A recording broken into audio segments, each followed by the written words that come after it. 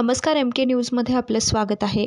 सावेडी येथील संजय कारभारी चंद्रे यांना मारहाण झाल्याचा व्हिडिओ गैरमार्गाने विरोधी प्रचारासाठी राजकीय संबंध जोडून वापरला या गृहस्थाने व त्यांच्या चिरंजीव आदिनाथ यांनी विखेंची पोलखोल करून निलेश लंके यांच्या कोणत्याही कार्यकर्त्याचा या घटनेशी संबंध नाही असं जाहीर करून विखे गटाचा राजकीय डाव उधळून लावलाय.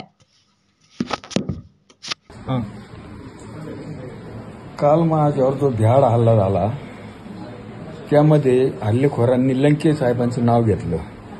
लंके साहेबांचा आणि माझा वैयक्तिक कुठला विरोधक नाही किंवा कुठल्याही उमेदवाराशी माझा वैयक्तिक विरोध नाही आहे. माझ्यावर हल्ला झाल्यामुळं मी घाबरलेल्या अवस्थेत ते जे वाक्य बोललो ते घाबरलेल्या अवस्थेत बोललेलो आहे.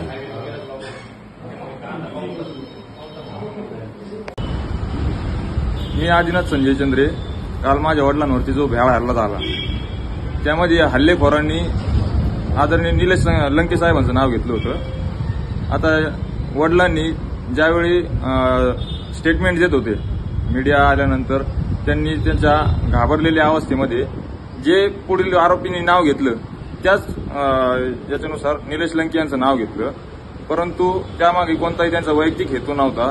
वैयक्तिक कोणताही आमचा विरोध नाही आहे निलेश लंके साहेबांना.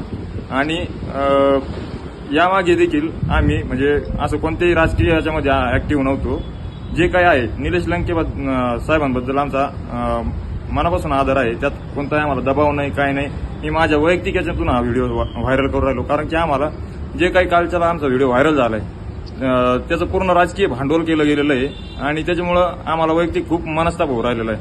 आम्हाला भरपूर फोन येऊ राहिले विनाकारण या आमच्या या गोष्टीचा भांडवल केलं जाऊ राहिलं. हे थांबलं गेलं पाहिजे आणि आता हे पोलीस यंत्रणेकडून आम्हाला सपोर्टची गरज आहे. निष्पक्षपणे याच्यावरती कारवाई झाली पाहिजे. जे काही आरोपी आहेत ते शोधले गेले पाहिजे.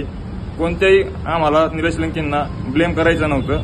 याची फक्त पूर्णतः निष्पक्ष चाचणी झाली पाहिजे बस.